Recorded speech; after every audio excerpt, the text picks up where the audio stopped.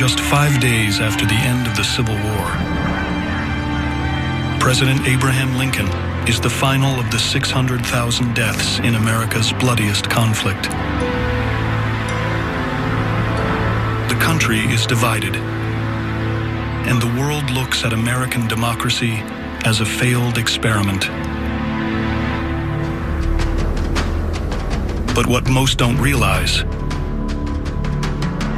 is that a new era has dawned. The nation is entering an age of advancement. And from the void left by the death of perhaps the greatest statesman we will ever know, a new breed of leader will emerge. The Rockefellers, the Fords, the Carnegies were the first generation of what we know is now the entrepreneurial rock stars, or what are today are the Buffetts and the Jobs and the Gates. And they were the ones that set the standard for the American dream. They owned a new frontier, literally and figuratively, of who we are as a culture.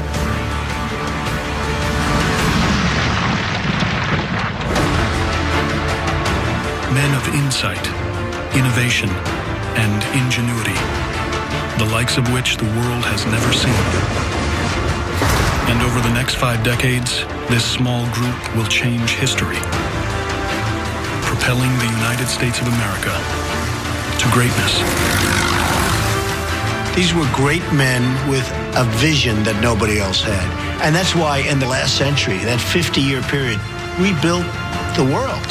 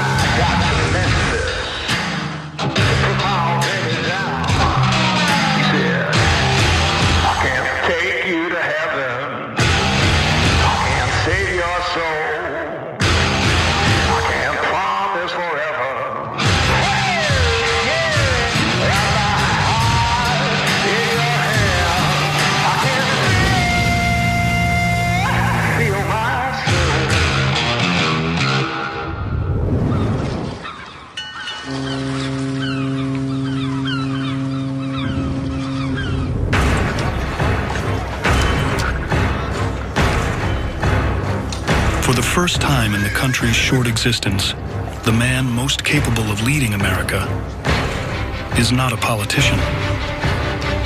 He's a self-made man who, through sheer force of will, turned a poor upbringing on the docks of New York Harbor into an empire.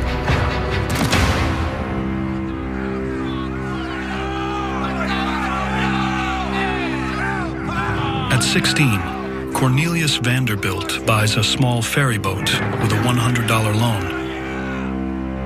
He quickly earns a reputation as a cutthroat businessman, willing to use any means necessary to get ahead.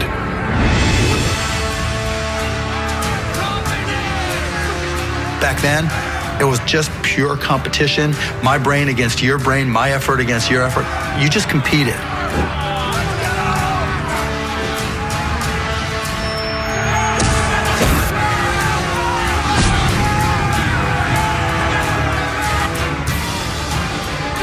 That's the way they looked at business. It was the wild, wild west. And by hook or crook, it was just win or lose, and the best win.